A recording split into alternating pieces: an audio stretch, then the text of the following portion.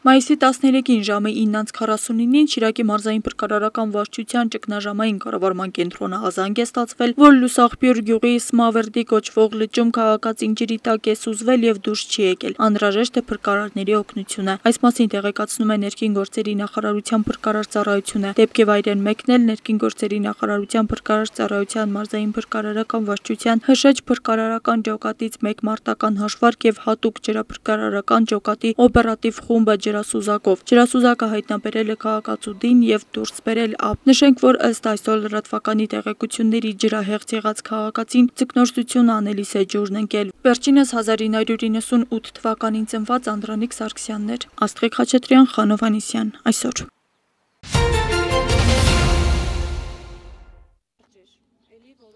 Բենյամին գյուղի բնակիչներն իրենց ֆիզիկական պատրաստվածությամբ արդեն պետք է օլիմպիական չեմպիոններ լինեին։ Հյուսիսարավ ռազմավարական ճանապարհի շքեղ էստակադան այժմ բնակիչների համար դարձել է թանկարժեք քայլուղի գյուղ հասնելու համար։ Բանն այն է, որ Գյումրի Բենյամին Լուսակերտ Սարատակ Հովտաշեն Արթիկ երթուղին սպասարկող տրանսպորտային միջոցները այժմ օրվա մեջ մեկ անգամ են Բենյամին գյուղ մտնում, փոխարենը վարորդները ուղևորներին իջեցնում են հենց էստակադայի վրա գյուղից ավելի քան 1 կիլոմետր հեռու, ոտքով գյուղ հասնելու խնդիրը բնակիչների հոգուն է հասցրել։ Այդ հյուսիս հարավի տրանսպորտը չէին սարքել, երկաթները չէին տեղադրել։ Գոնե այդեղ քիշնեինք, հարմար էր։ Կամուրջը կառուցված է 1 կիլոմետր հեռու գյուղից։ Այդ երեխեքը ասենք թե ուշ ժամի են եկել բանից։ Ինչ եղբդի կան։ Ինչ եղբդի կան գյուղ։ Մենք մեծ ենք, միգուցե եւ մի քիչ դիմանանք, իսկ փոքրերը մեղքերն է երեխեքը։ Ասենք ավտո չկա, կայիշնին դեղ, ինչով տուն կան։ Տրանսպորտի խնդիրն այս գյուղում թիվ 1 հարցն է դարձել, ինչպես ուսանողների, այնպես էլ Գյումրիում աշխատել ցանկացող բնակիչների համար։ Շատ կանայք, շատ աղջիկներ, օրինակ ուզեն աշխատել, բայց տրանսպորտի խնդիրը շատ մեծ է։ Բենյամին հասնելը դարձել է ֆիզիկապես բարդ ու վտանգավոր, հատկապես տարեցների ու երեխաների համար։ Բնակիչները խնդիրը բարձրաձայնել են բազմիցս։ Շատ են եղել բողոքները, շատ են եղել, եկել են, այսպես խոսել են, բայց ոչ մի օգուտ։ Սրան հակառակ տարածքային կառավարման եւ ենթակառուցվածքների նախարարությունը այսօր լրատվականի հարցմանին պատասխան նշում է, որ բողոքները ամենևին չեն ստացել։ Ով է թերացել բնակիչների ձայնը լսելի դարձնել վերին օղակներում, մարզային թե համայնքային իշխանությունները։ Երկու կառույցներն էլ նշում են, խնդիրն իրենց տիրույթում չէ։ Բնակիչները նաեւ բարձրաձայնում են երթուղու ծանրաբեռնվածության, ժամանակացույցի եւ ուղևորցի խնդիրը։ Նրանց խոսքով Գյումրիից Բենյամին եւ հակառակ ուղղության համար վճարում են 200 դրամ, մինչդեռ Հայաստանի Հանրապետության տարածքային կառավարման եւ ենթակառուցվածքների նախարարության պաշտոնական տվյալներով Գյումրի Բենյամին ուղևորցը 100 դրամ է։ Ու թանկացել է, չգիտեմ ինչի, այո, 150-ից ինչ է դառը 200 դրամ։ Տարածքային կառավարման եւ ենթակառուցվածքների նախարարությունն այնուամենայնիվ նշում է մայիսի 30-ին կկայանա Շիրակի մարզի միասնական երթուղային ցանցի սպասարկող օպերատորի մրցույթը, միայն դրանից հետո ըստ անհրաժեշտության հնարավոր կլինի վերանայել երթուղիներն ու ծառայության սակագները եւ մինչ պաշտոնական մարմինները սպասում են, թե երբ հայտնի կդառնա մրցույթի հաղթողը, բենյամինցիները շարունակում են ոտքով տուն հասնել։ Աստղիկ Խաչատրյան, Խանո Վանեսյան, այսօր։ Վարչապետ Նիկոլ Փաշինյանն ընդունել է Եվրոպական հանձնաժողովի ընդլայնման և արևելյան հարևանության հարցերով գլխավոր տնօրինության ղեկավար Գերտ Յան Կուպմանի գլխավորած պատվիրակությանը։ Վարչապետը կարևորել է Հայաստան-Եվրոպական միություն հարաբերությունների զարգացումը և ընդգծել Հայաստանի կառավարության հանձնառությունը խորացնելու և ընդլայնելու համագործակցությունը բոլոր ուղղություններով։ Վարչապետն ընդգծել է, որ Եվրամիության հետ համագործակցությունը կառուցվում է փոխադարձարգանքի ընդհանուր արժեքների և գործընկերության հիմքի վրա, որի առանցքում ժողովրդավարության ամրապնդումն ու օրենքի գերակայության ապահովումն են։ Գերտ Յան Կուպմանը իր հերթին բարձր է գնահատել Հայաստանի հետ գործընկերային հարաբերությունները, ընդգծելով, որ Եվրամիությունը դիտարկում է Հայաստանը որպես վստահելի և արժանահավատ գործընկեր։ Նա դրական է գնահատել վերջերս Հայաստանի ազգային ժողովի կողմից ընդունված Եվրոպական միությանը Հայաստանի Հանրապետության անդամակցելու գործընթացի մեկնարկի մասին օրենքի օրենքին, նշելով, որ դա կարևոր ուղերձ է, որը վկայում է Հայաստանի եվրոպական ընտրության անկեղծության եւ հետեւողականության մասին։ Կուպմանն ընդգծել է, որ Եվրամիությունը ողջունում է Հայաստանի կառավարության բարեփոխումների հավակնոտ օրակարգը եւ պատրաստ է հետեւողականորեն աջակցել այդ գործընթացին, ընդլայնելով համագործակցությունը բոլոր այն ոլորտներում, որոնք նպաստում են Հայաստանի կայուն զարգացմանն ու քաղաքացիական հասարակության զարգացմանը։ Զրուցակիցները հանգամանալից անդրադարձ են կատարել Հայաստան-Եվրամիություն հարաբերությունների ընթացիկ փուլին, այդ թվում համապարփակ եւ ընդլայնված գործընկերության համաձայնագրի կիրարկման ընթացքին, տնտեսական եւ ոլորտային համագործակցությանը, թվայնացման, կանաչ էներգիայի, կրթության, ենթակառուցվածքների զարգացման եւ ժողովրդավարական բարեփոխումների ուղղությամբ տարվող աշխատանքներին։ Այս համատեքստում զրուցակիցներն անդրադարձել են 2024 թվականին Բրյուսելում հայտարարված դիմակայունության եւ աճի պլանի ներքո 2025-27 թվականների համար նախատեսվող միջոցառումներին, ընդգծելով ձեռք բերված պայմանավորվածությունների իրականացման ուղղությամբ ակտիվ համագործակցության անհրաժեշտությունը։ Հանդիպան ընթացքում կողմերը քննարկել են նաեւ տարածաշրջանային անվտանգությանն ու կայունությանը վերաբերող խնդիրներ, մասնավորապես Հայաստան-Ադրբեջան խաղաղության գործընթացին առնչվող հարցեր։ Ազգային ժողովում պատգամավոր Արսեն Թորոսյանն անդրադարձել է օրերս Գյումրի բժշկական կենտրոնում տեղի ունեցած վիրաբուժական բաժանմունքի վարիչի կալանավորման դեպքին։ Պատգամավորը հարցն ուղղել է հակակոռուպցիոն կոմիտեի նախագահին։ Մի քանի օր առաջ ապօրինի վարձատրության մեղադրանքով կալանավորվել է բժիշկ։ Ինչքանով է իրավաչափ բժշկի կալանավորումը, երբ ինքնին քրեական օրենսգրքի այդ հոդվածով պատիժը սկսվում է տուգանքից, եթե հանցանքը ապացուցվի դատարանի կողմից, ասել է Արսեն Թորոսյանը։ Մի քանի օր առաջ ձերբակալվել է մի բժիշկ,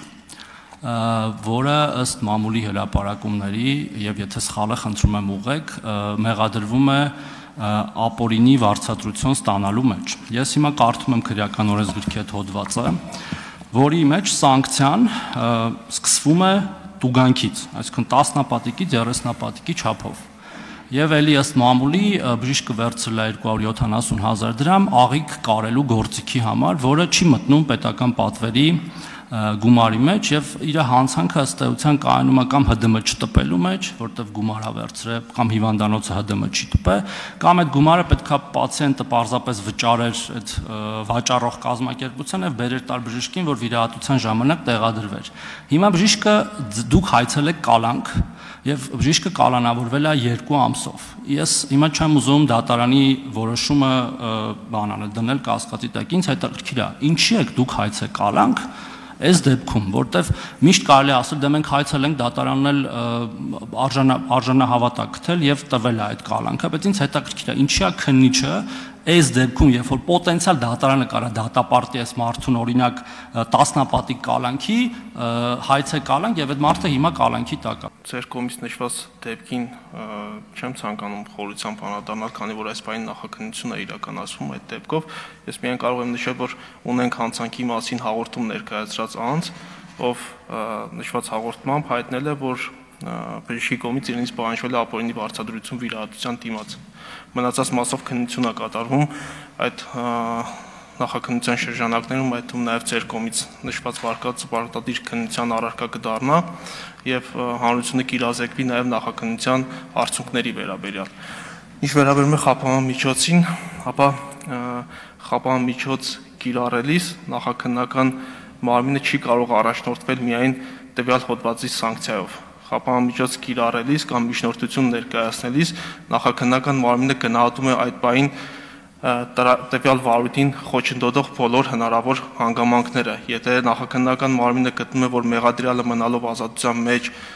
հնարավոր է խոչընդոտի քրեական վարույթին, այդ թվում օրինակ վկաների վրա ազդեցություն ունենալով, այդ թվում գործի նյութերը թաքցնելով կամ ոչնչացնելով, ապա նախաքննական մարմինը այդ կալանքի միջնորդությունն է ներկայացնելու դատարան։ Ձեր կողմից նշված դեպքով այդ միջնորդությունը ներկայացվել է հենց նաև խոչընդոտելու հավանականությունը հաշվի առնելով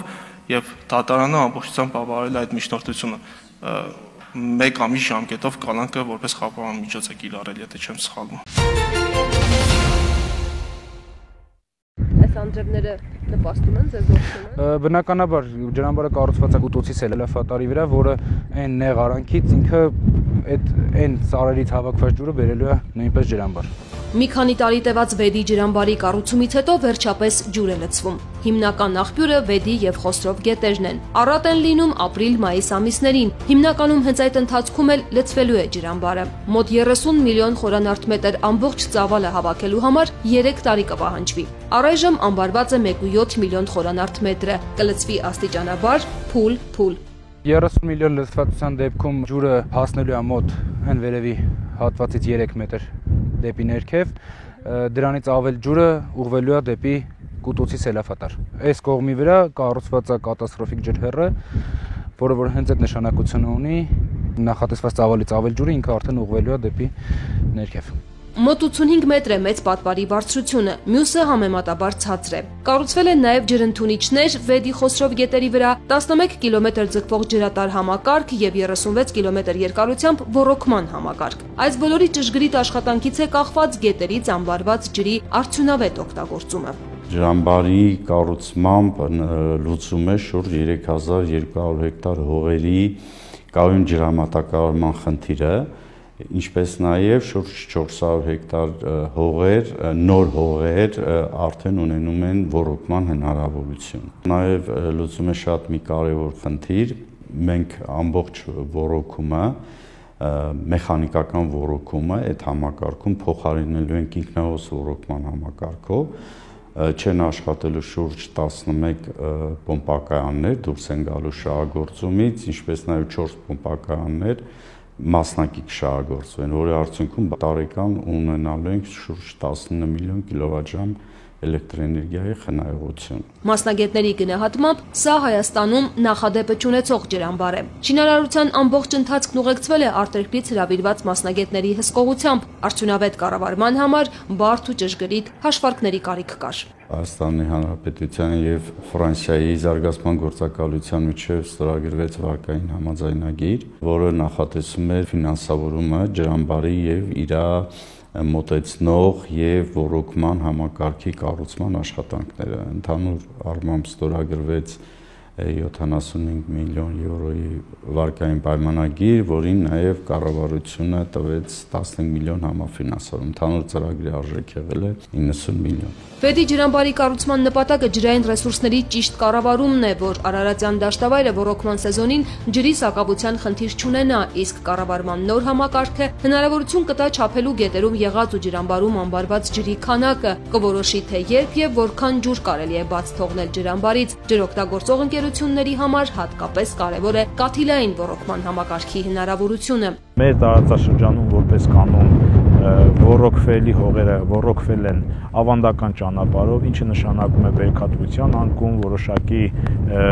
հիվանդությունների առաջացում ոռոգման հետևանքով։ Այս դեպքում կաթիլային ոռոգումը մեզ երաշխավորում է որակյալ բերք, ինչը ենթադրում է նաև շահույթի բարձրացում գյուղացու եւ ջրօգտագործողի համար։ Տարածքային զարգացման հիմնադրամի փոխտնօրենի կարծիքով ջրային ռեսուրսների արդյունավետ կառավարումը 20-ից 25%-ով կկրճատի ջրի կորուստը։ Շինարարական աշխատանքները կամփոփվեն ամռան սկզբին։ Պրծանք էս հիվանդին էլ փրկեցինք։ Գիշեր թե ցերեկ 24/7 ռեժիմով բուժքույրերը բժշկի ու բուժարուի կողքին են։ Իր հոգատարությամբ ու արագաշարժությամբ աչքի ընկնող նանոին սրտաբանականում բոլորն են սիրում։ Նշում առանց նրա կատակների օրը-օր չէ։ Լավ մարդկանց մոտ ոնց պիտի լինի տիկինոֆիկը։ Իհարկե լավ, չէ՞ տիկինոֆիկ։ Ապրեք որ լավ եք։ Այսպես նախ լավ տրամադրություն է փոխանցում բուժառուներին ու անցնում գործի։ Ասում է կյանք փրկելու այս բարդ առաքելությունը հաջողվում է, եթե արվում է նվիրումով ու հմտությամբ։ Որոշիչ կարող է լինել ցանկացած գործողություն։ Մայիսի 12-ը հենց նրանց բուժքույրերի միջազգային օրն է։ Բուժքույրական օղակը շատ կարևոր օղակ է եւ բժշկական ասպարեզում բժշկական սպասարկումը առանց բուժքույրերի հնարավոր չի պատկերացնել։ Հատկապես մեր կլինիկայում, մեր սպեցիֆիկայի մեջ, երբ որ պետք է շատ արագ աշխատել, սուր ինֆարկտների եւ այլն ժամանակ, բուժքույրի հմուտ բուժքույր ունենալը եւ սրտացավ բուժքույր ունենալը շատ կարեւոր է, որը ազդում է նաեւ մեր աշխատանքի որակի եւ արդյունքների վրա։ 30 տարի աշխատում եմ այս հիվանդանոցում ու որ ասում են զոնդինանով, ես եմ։ Աշխատանքը, բայց հանգստանալու ժամանակ են գտնում։ Բուժկենտրոնը իր սիրելի այգին է ուղեկցում։ Այստեղ մենք ոչ միայն աշխատում ենք, այլ վայելում ենք մեր գոլեգաների ջերմությունը, սերը, Փոխադարձ նվիրում ենք իրենց այդ սերն ու ջերմությունը, այո, մենք 24 ժամ եւ 7 մեր անձնակազմի բոլոր անդամները ընդգրկվում են մեծ սիրով, մեծ ժպիտով ու կապ չունի դա գիշերվա որ ժամն է կամ բարիլուսյան որ ժամն է։ Մասնագիտական օրն են աշխատավայրում անցկացնում, հերթական քննարկման են մասնակցում, ապաքինվող բուժառուները իրենց են սպասում։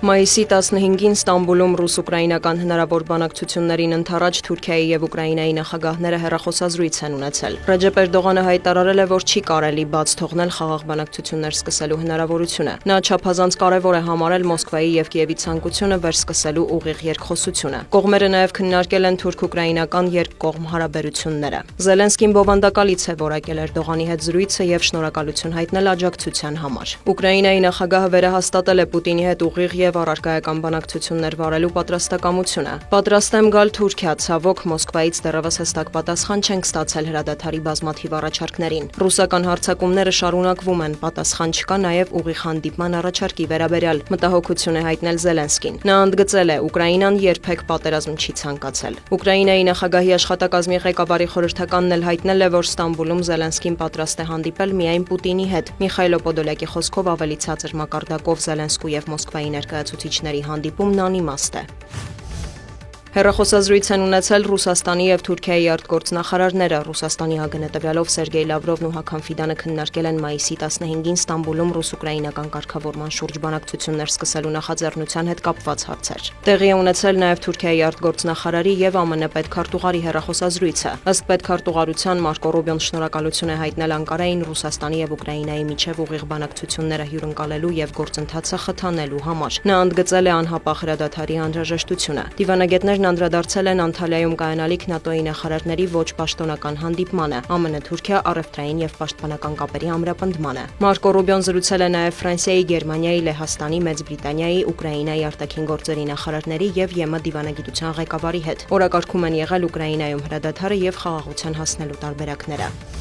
ԱՄՆ նախագահի հատուկ բանագնաց Սթիվեն Ուիտկոֆն անդրադարձել է այն առանցքային հարցերին, որոնք պետք է հասցեագրվեն Ռուսաստանի եւ Ուկրաինայի միջև հակամարտության կարգավորման շրջանակում։ Նրա խոսքով այդ հարցերի թվում են Ռուսաստանի վերահսկողության տակ անցած տարածքները, Զապորոժիեի ատոմակայանը, ջրային ռեսուրսներին Ուկրաինայի հասանելիությունը եւ դեպի Սևծով դուրս գալու հնարավորությունը։ Ամերիկացի պաշտոնյան նշել է, որ կան հարցեր, որոնք դժվար չի լինի լուծել, եթե բոլոր կողմերը նստեն բանակցությունների սեղանի շուրջ։ Մենք նեղացնելու ենք նրանց միջև առկա հարցերի շրջանակները, իսկ հետո կգտնենք փոխզիջումներ եւ կրեատիվ լուծումներ յուրաքանչյուր խնդրի համար, ասել է Ուիտկոֆը, հավելել. Թրամփը պահանջում է, որ Կիևը եւ Մոսկվան ուղիղ երկխոսեն։ Նա վստահություն է հայտնել, որ հակամարտությունը դադարեցնելու մեծ հնարավորություն կա։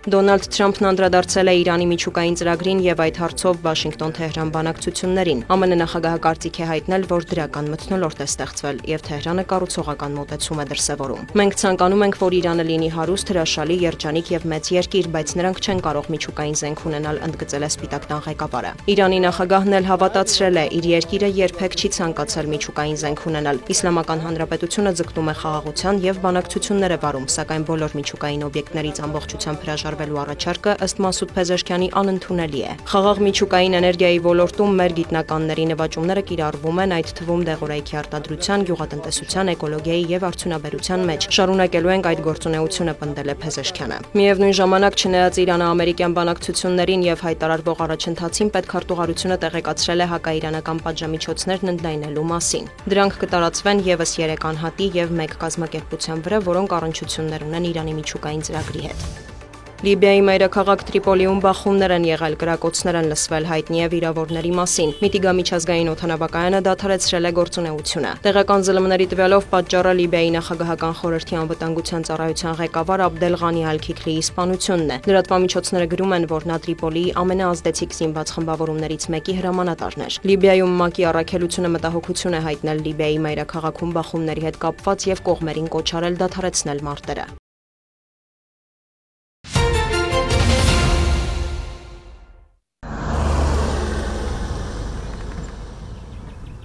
Իմ տարածքս, իմ ունեցվածքս 1600 քառակուսի մետր է։ Ամեն ինչ էլ աճում է, թութը կա, հոնը կա, խնձորը կա, թուզը կա, սերկևիլը կա, խաղողը կա, ամեն ինչ էլ աճում է։ Որ անցյալ տարվանից ռոկման ջուրը չի եղել, համարյա ծառերը կիսաչոր են տեղել։ Հրահատն ամեն ինչ էլ ունի այգում, միայն թե մի մասը չորացել է։ Տաթև հիդրոէլեկտրոկայանի սնուցող ջրամբարի վերանորոգումից հետո 1 տարուց ավելի է խոտ բնակավայրի մոտ 10 հեկտար այգիներ մնացել են անջրդի։ Ջրերի արտահոսքի դադարեցումից հետո ոռոգման խնդիր է առաջացել բնակավայրից 3-ից 4 կիլոմետր հեռու Խազալ կապ կոչվող վայրում։ Բերքատու ծառերը չորացման եզրին են։ Հայմատած ջուղի տարածքի հետ, ստեղ մի քիչ ասեք ծովի մակերևույթից ցածր է, ստեղ ինում է, էլի բերքը ինում է, բայց ջուղի տարածքում ցուրտանում ցրտահարվում է, այնտեղ բերքը քիչ է, ինում չի, երբեմն պտամա տարիերում вообще բերք չի։ Այս վիճակի պահպանման դեպքում վնասված այգին վերականգնելը բավականին դժվար կլիներ։ Զանգեզուրի պղնձամոլիբդենային կոմբինատի ֆինանսական աջակցության շնորհիվ ձեռք բերված 850 մետր խողովակաշարը կենարար հեղուկը կհասցնի ծառերին ու բույսերին։ Խոտ-ցիները գարնան այս եռուն շրջանում հիմնական աշխատանքները թողած զբաղվում են ջրագծի անցկացմամբ։ Սեփական ձեռքերով խողովակ են տեղադրում, որ այգիները ջրի կաթիլի կարոտ չմնան։ Բնակիչները բավարարված են, խնդրին հրատապ լուծում է տրվել։ Համայնքի էքսկավատորը խրամողին փորել է, բայց տարածքը այնպիսին է, որ մնացած աշխատանքները պետք է կատարվի ձեռքով։ Եվ այգետերերը իրենց ուժերով ֆիզիկական ուժը ներդնելով հիմա զբաղված են այդ աշխատանքներով։ Բնակիչները ցանկանում են անհատապես խողովակից միացնեն, հասցնեն միջև իրենց այգիները, որպեսզի ջրի կորուստ չլինի։ Դեռևս դեկտեմբեր-հունվար ամիսներին, երբ որ հանդիպեցի բնակիչների հետ, առաջնահերթ խնդիրը սա դիտարկեցին մեր բնակիչները Խոտ գյուղի, որից հետո, քանի որ արդեն այգեգործական աշխատանքները արդեն սկսվում են եւ ժամանակ էլ չկար, եւ եթե սա իրականացնենք պետական ծրագրերով կամ համայնքային ծրագրերով, բավականին երկար ժամանակ էր տանելու, հրատապության համար ինքս դիմել եմ Զանգեզուրի պղնձամոլիբդենային կոմբինատի տնօրինությանը, հիմնադրամի տնօրենին, ներկայացրել եմ իրավիճակը եւ խնդրել եմ աջակցել 40 ընտանիք, ովքեր ունեն այգիներ այս տարածքներում, այլևս խնդիր չեն ունենա ջրի, այն մի տարվա վնասը, որը որ հասցվել է առանց ջրի պատճառի, կարծում եմ շատ արագ կվերականգնվի։ Թուզ, հոն, թութ, խաղող, արքայանարինջ եւ շատ այլ մրգեր են աճում այստեղ։ Սահմանամերձ խոտում հիմնական զբաղմունք այգեգործությունն ու անասնապահությունն է։ Վերջին տարիներին հայտնի պատճառներով արոտավայրերի կորուստ է ունեցել ոչ թե մեր վարչական տարածքից, ներքևներում օգտվելիս է եղել։ Հիմա գյուղի արոտները քիչ է, անասնապահությամբ զբաղվելը դժվար է։ Այդ առումով այգիները շատ մեծ նշանակություն ունի։ Բացի դրանից խոտ որոտան ճանապարհի կառուցման ժամանակ 20-25 ընտանիքի այգիներ քանդվեց եւ հիմնական այգիները նշված տարածքում են։ 850 բնակչություն ունեցող բնակավայրում գերակշռում են երիտասարդները, մոտ 2 շաբաթից ջուրը կհասնի այգիներին եւ գյուղացու միակ հոգսը կմնա անարատ բերք ու բարիքի տնօրինումը։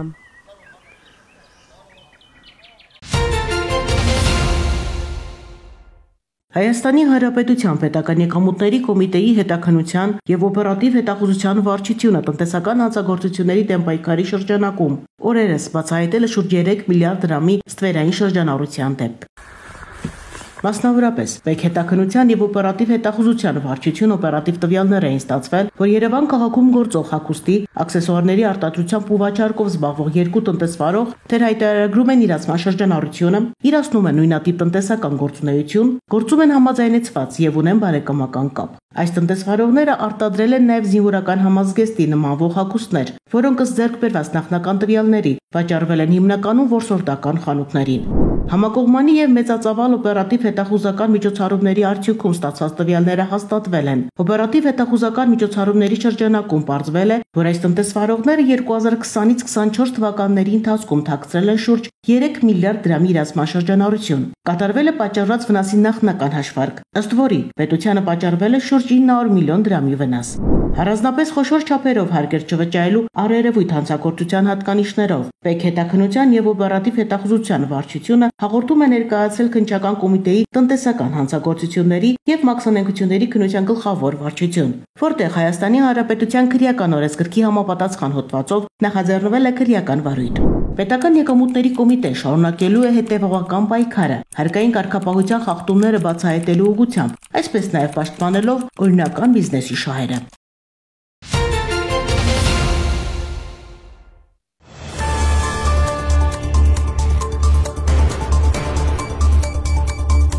Ռելսերից դուրս է եկել եւ վթարի ենթարկվել, ինչի հետևանքով եղել է թունավոր նյութերի արտահոսք։ Ոստիկանության կառավարների կողմից դեպքի վայրը անմիջապես սահմանազատվել է։ Մի դեպքում գնացքն է ռելսերից դուրս եկել ու վթարի ենթարկվել, մյուս դեպքում քաղաքացին սպառնում են նռնակով պայթեցնել գյուղապետարանի շենքը։ Այլ դեպքերում էլ իրականացվել է մեծաքանակ թմրանյութի շրջանառություն, տեղի է ունեցել 10-ից 11 բալ ուժգնությամբ երկրաշարժ։ Առաջին հայացքից խուճապ առաջացնող այս պատմությունները ոչ այլ ինչ են, քան դասընթացի սիմուլյացիոն հատվածներ։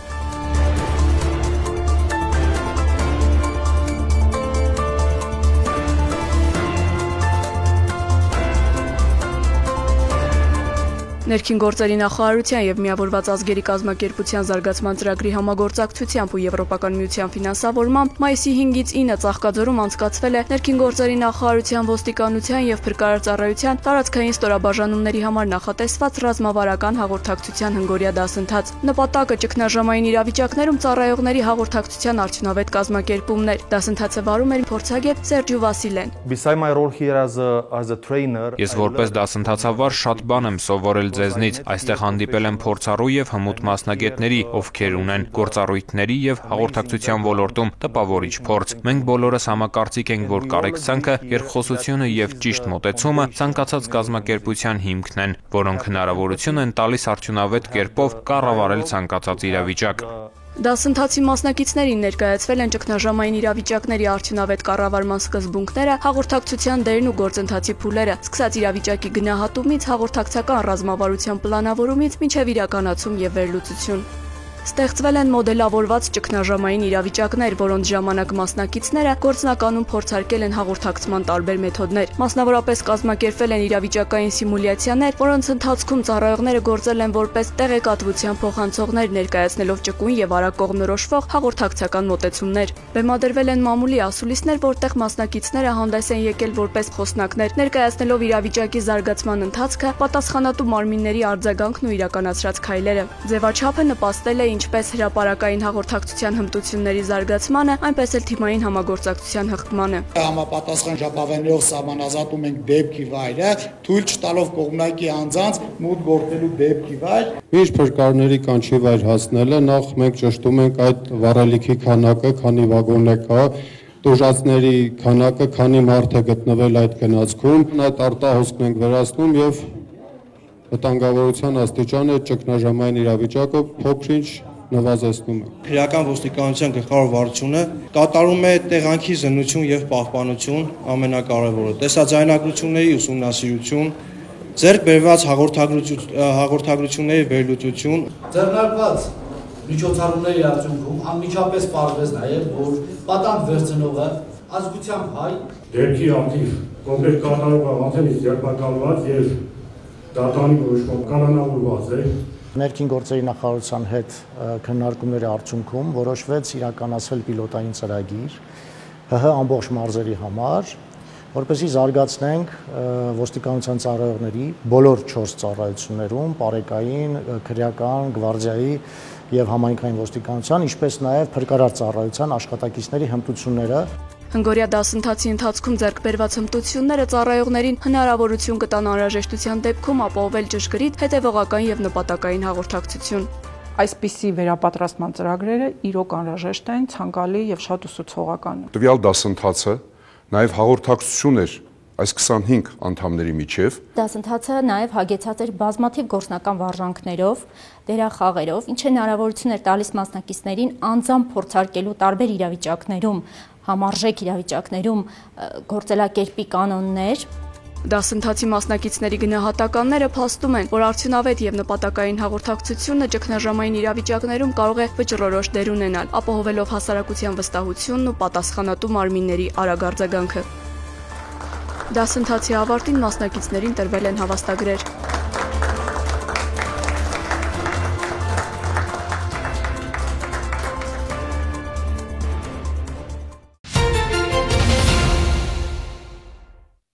Քրեական ոստիկանության Սյունիքի մարզային վարչության ծառայողները ստացել էին օպերատիվ տեղեկություն, որ Քաջարանի բնակիչ 24 եւ 59 տարեկան տղամարդիկ պատրաստվում են իրացնելու նպատակով ձեռք բերել Մաքսանենգ ճանապարհով Հայաստան տեղափոխված թմրանյութ։ Օպերատիվ տեղեկությունն իրացվեց ապրիլի 25-ին քրեական ոստիկանության թմրամիջոցների անօրինական շրջանառության դեմ պայքարի վարչության ծառայողների եւ Սյունիքի մարզի պարեկների հետ համատեղ։ Կապան Քաջարան ավտոճանապարհի 4-րդ կիլոմետրին թմրանյութը վերցնելիս քաջարանցի տղամարդիկ ձերբակալվեցին ու տեղափոխվեցին մարզային վարչություն։ Թմրանյութը մարիխուանա էր, առանձնապես խոշոր չափերի 1373 գրամ։ Տղամարդկանց խուզարկությամբ հայտնաբերվեցին նաեւ մարիխուանայի նմանվող զանգվածներով փաթեթներ։ Սյունիքի մարզային քննչական վարչությունում նախաձեռնվեց քրեական վարույթ, որի շրջանակում դատարանի որոշմամբ խուզարկություն կատարվեց 59-ամյա տղամարդու տանն ու օժանդակ շինություններում։ Օդաճնշիչ ատրճանակից եւ տարբեր փամփուշտներից զատ տան մոտակայքում հայտնաբերվեց նաեւ 885 գրամ ափիոն տեսակի թմրամիջոց։ Ըստ տանտիրոջ այդ ամենն իրենն է։ 59-ամյա եւ 24-ամյա տղամարդիկ կալանավորվել են։ Նախաքննությամբ հանգամանքները պարզվում են։